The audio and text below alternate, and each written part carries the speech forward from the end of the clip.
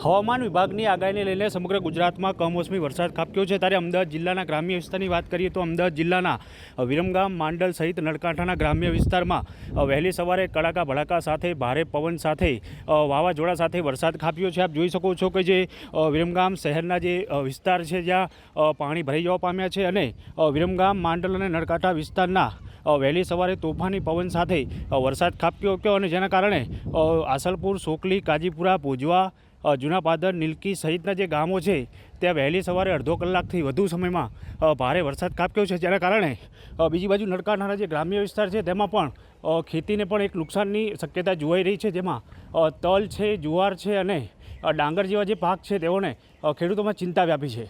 પિયુષ ગજ્જર, સંદેશ ન્યૂઝ, વિરમગામ।